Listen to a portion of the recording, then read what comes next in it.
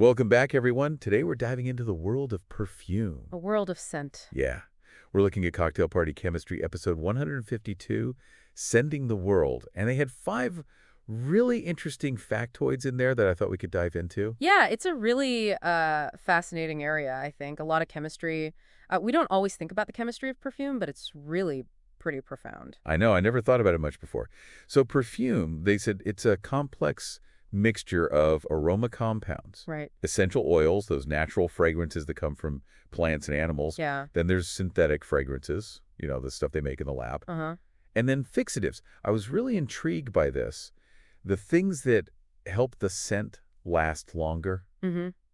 And then just how we perceive smells, that olfactory perception. It's a really complex process, so. Yeah, so I thought it'd be fun to, get into it a little bit more. Yeah, let's do it. So first off, what exactly is in perfume? So a lot of people think that perfume is like, just one molecule that smells good. Right, right. But it's actually a whole mixture of different aroma compounds. Okay. They're all blended together to create that overall scent that you experience. So it's kind of like, I don't know, almost like a recipe or something. Exactly. It's like, when a chef is making a dish, they're not just using one ingredient, right? They're combining all these different spices and flavors. Right, to get this complex taste. Exactly. And perfumers, they do the same thing. They carefully select and balance all these different aroma compounds to create that unique scent profile. That's so cool. So what about essential oils? Everyone's talking about essential oils these days. They're supposed to have all these health benefits. Right.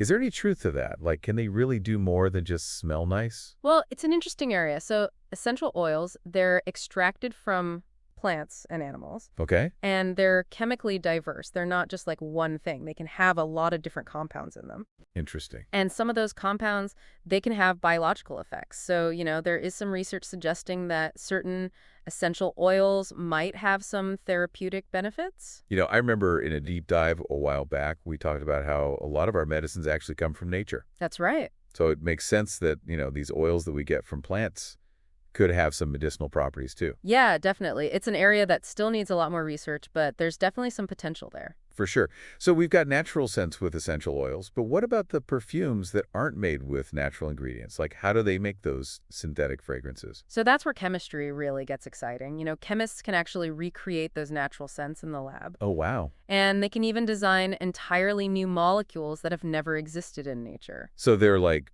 building these scents from scratch. Basically, yeah. It's pretty amazing. It gives us a whole range of new scents to work with.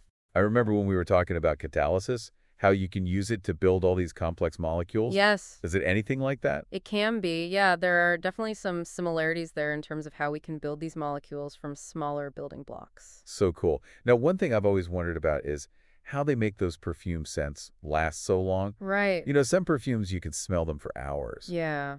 What's the secret? Well, that's where fixatives come in. Okay. These are compounds that actually help slow down the evaporation of the fragrance molecules. Oh, I see. So instead of those scent molecules just disappearing into the air right away, they stick around for longer. That's so clever. It reminds me of that episode we did on corrosion protection, how they use coatings to control evaporation. Exactly. Same principle, different application. Right. So we've got these perfumes, all these different scents, whether they're natural or synthetic. But how do we actually smell them? Like, how does our nose actually work? Okay, so this is where it gets really interesting. So inside your nose, you have these things called olfactory receptors. Okay. And each receptor is kind of like a lock, and the scent molecules are like keys. So only certain molecules fit into certain receptors. Exactly. When a scent molecule fits into the right receptor, it sends a signal to your brain. Interesting. And that signal is what your brain interprets as a smell. So it's like our noses are doing all this complex chemistry, analyzing these molecules. That's a great way to put it. And what's even more amazing is that your brain can actually combine signals from multiple receptors to create a unique perception of a scent. So every time we smell something, it's like this whole symphony of signals happening in our brain. Exactly. It's unbelievable. Yeah, it's pretty amazing. It really is a fascinating system. Yeah, and it makes me wonder, does everyone smell things the same way? That's a great question. And actually, no, everyone's sense of smell is unique. Really? Yeah, it's kind of like a fingerprint.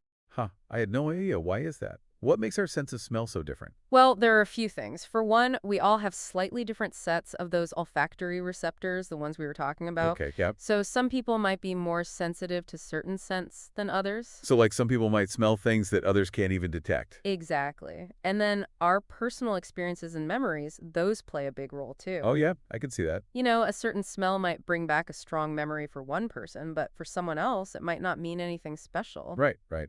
Like a song that takes you back to a specific time. Exactly. Scents can be really powerful like that. They can evoke all sorts of emotions and memories. For sure.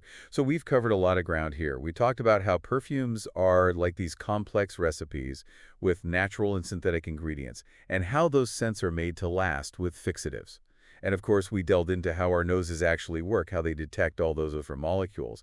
Is there anything else we should touch on in our perfume journey? Any other surprises lurking in the world of scent? Well, actually, there was one more point from that cocktail party chemistry episode that I thought was really Oh interesting. yeah, what's that? They mentioned a compound called ketene. Ketene. Wait a minute, didn't we talk about that in another deep dive? Something about vaping? You got it. It can be produced when certain cannabis products are heated up during vaping. Right.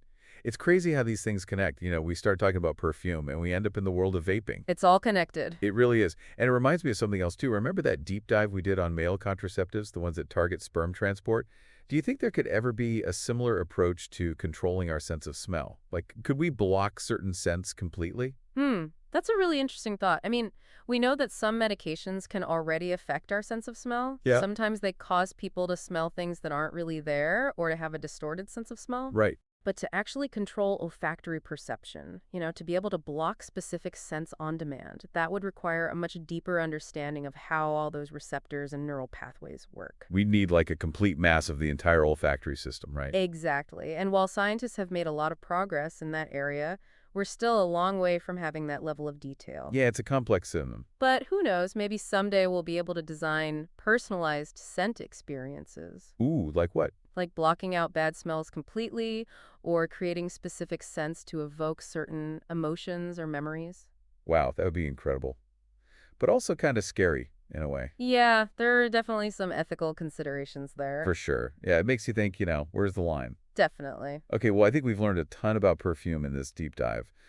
Is there anything else you wanted to add or any key takeaways that you think are like really important for people to remember? I think, just to reiterate, I think we often take our sense of smell for granted. Yeah, we do.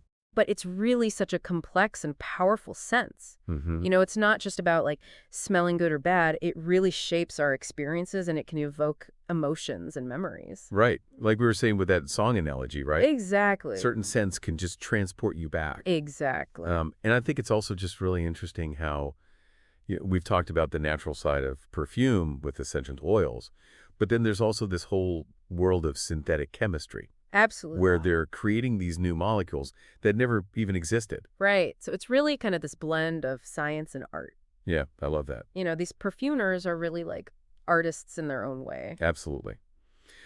So as we're, kind of wrapping up here, is there like a final thought or something that you'd like to leave our listeners with? Yeah, I was thinking about this. Imagine a world where we could completely control our olfactory experiences. Ooh, okay. Like we could block out any unwanted odors, we could design personalized scents, maybe even use scent to communicate in new ways. I mean, we kind of already do that in a way, right, with pheromones and things like that. That's true. That's true. But I'm talking about like taking it to a whole new level. Wow. What do you think the possibilities would be, and what kind of challenges might come with that kind of control? Yeah, I mean, that's a big question. I think there would be so many possibilities, for health and well-being, and even for things like entertainment. Right. But then, yeah, there's definitely the ethical side of things, too. Absolutely. Like, who gets to decide what smells are good or bad or, what scents we're exposed to? Exactly. Yeah, something to think about. That's a great thought to leave everyone with. Well, I think we've really had a fascinating conversation about perfume today. Yeah, I really enjoyed it. So thanks to everyone for listening to this deep dive on the chemistry of perfume. And as always, keep those noses sniffing and those minds curious.